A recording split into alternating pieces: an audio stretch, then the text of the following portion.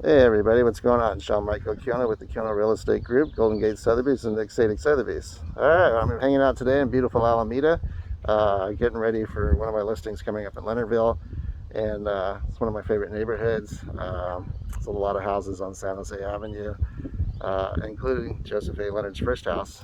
This is the second house right here, which I'll show you briefly, but anyway, it's one of my favorite neighborhoods. I thought I'd quickly give you some historical facts, what I know about the neighborhood, show you, walk around a little bit, show you some of my favorite houses that he's built, and then also post a link of some more pictures, before and after pictures of pictures from basically 1895, and you can see what the houses look like today. They're pretty much identical, except the pine trees are a lot larger, especially I've measured one with the drone. Some of them are about 120 feet tall, and I sold the one at 1835 San Jose. And the interesting thing is that we have an original picture where the first buyers moved in, and the palm trees were about 3 feet tall, and now they're 120, which is pretty neat. So enough of that. Let's start. So this is Joseph Leonard's second house.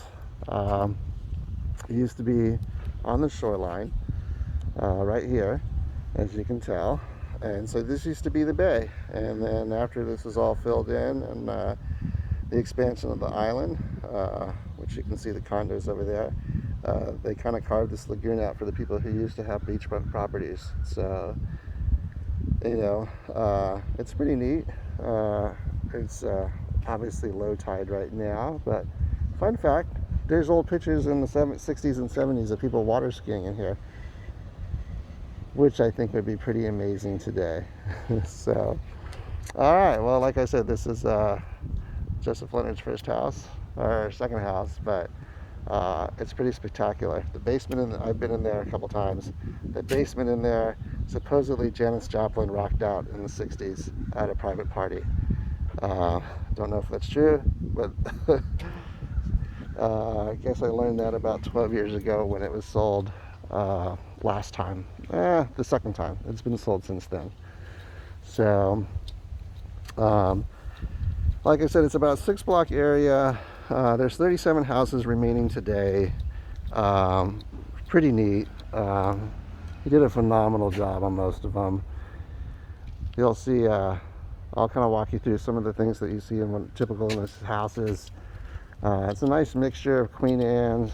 You'll see some Eastlake architecture as well. Supposedly, as trades or tools became available to many different people, people started just like, oh, I like this on this house, I like this from this house, and so you'll kind of see a blended style back and forth between Queen Anne's, Eastlake's, Italianate. And they all borrowed from each other.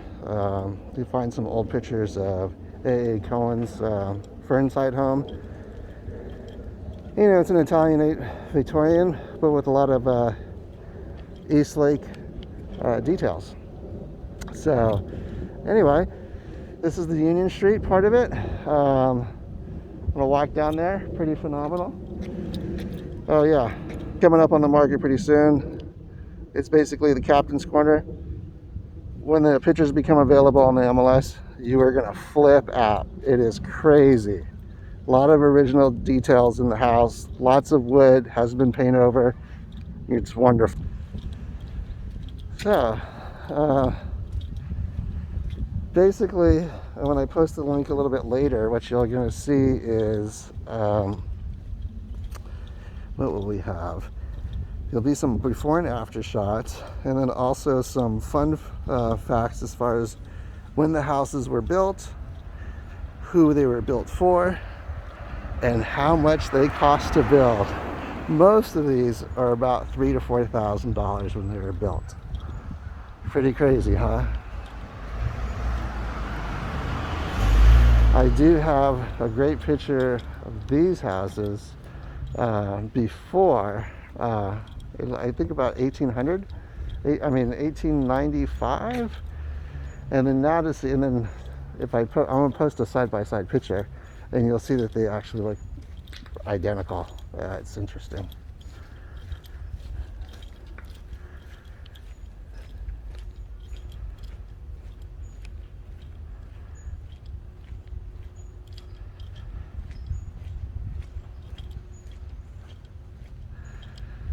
So what's on the border of this, of the Leonardville neighborhood, is at the corner of San Jose and Willow is kind of like the flagship Queen Anne everybody sees. There's a lot of homes being sold, and there's some flagship homes that are being sold currently. Captain's Corner is one of them. The other one is that flagship Queen Anne on the corner of San Jose and Willow. Google that. It's a phenomenal house. It's been on their legacy tour. Owners are wonderful. They definitely throw a lot of parties, or have, which is great. Here's some more examples of his work.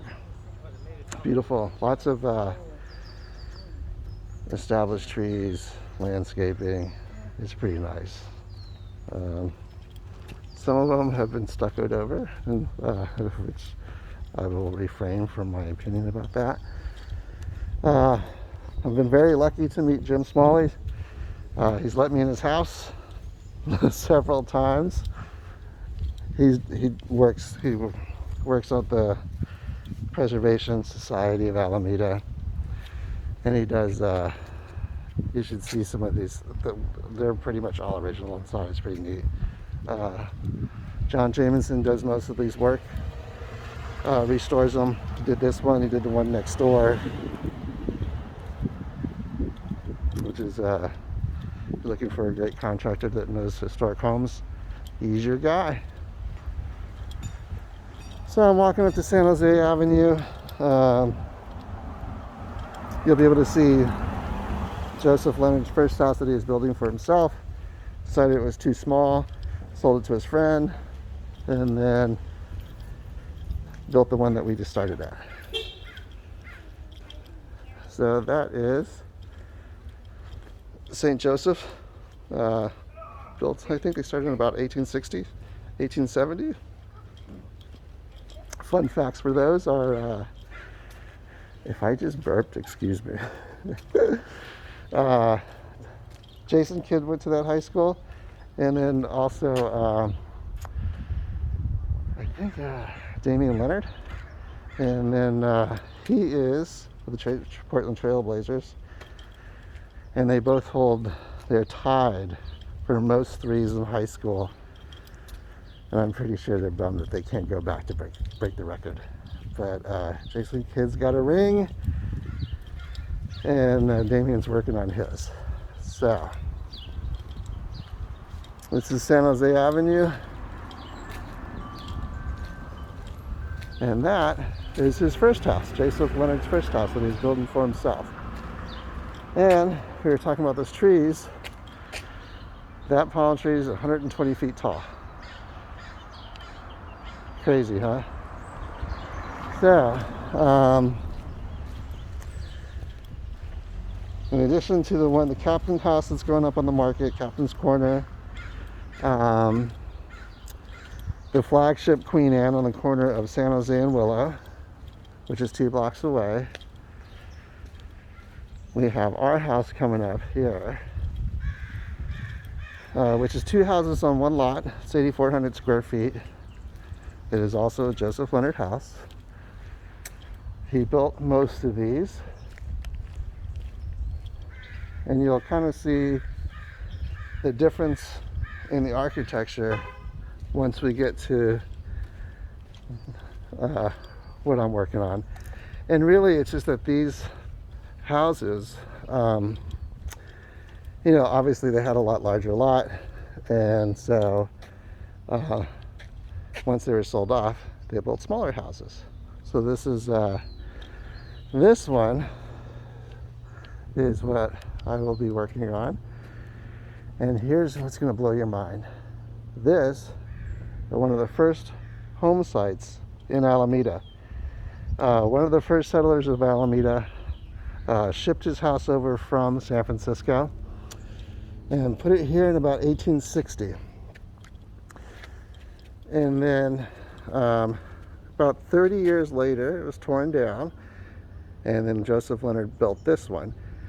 I will post a picture of the original house that was put here, but I think it's pretty neat that this is one of the first home sites on the island, and by one of the first people who kind of carved out and bought a majority of the land out here. And I think there was about 4 or 5 players. Like I said, I'll post some information a little bit later. So a large lot, 8,400 square feet. There are 2 houses here. Second house, it's not a cottage, it's a legitimate house. It is a 2-bedroom, 1-bath house with a private backyard, and the backyard is big. So the front house is 3 units. It's a 2-bedroom, 2-bath flat on the first level, and then 2 1-bedrooms units on the top. So I'm pretty excited about. Hey, oh, look at that! Hey, squirrel. I wonder what he's looking for. But it's one of my favorite parts. I love seeing updated electrical. Why? Because if you talk to Alameda Fire Department, there's 2 reasons why they get all their calls for. Old electrical and unattended cooking fires. So unattended cooking in the kitchen. That's a majority of their calls. So when I see something in an old Victorian as far as updated electrical and electrical main panel, I'm very happy because I know the house is safe and taken care of. I sold that house across the street as well last year.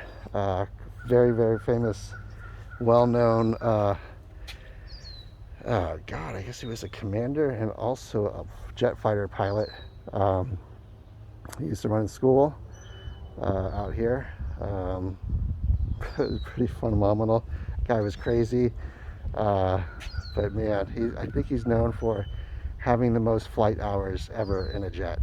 That's how many times he went up. And he had his plane, like I said, he had a flight school over, I guess, at the point, and then also still has a hangar somehow, even though he's no longer with us. But Mr. Fields has a hangar space over at the airport. So that's pretty much it. It's a quick tour. I gotta start working here, but just kind of wanted to show you what Leonardville was like, a little brief history of who he was and what he built. That's that. With that, I will sign off. Have a wonderful day. I'll talk to you soon. Wow, that was 12 minutes. I hope it really wasn't boring. All right, take care, everybody. Bye.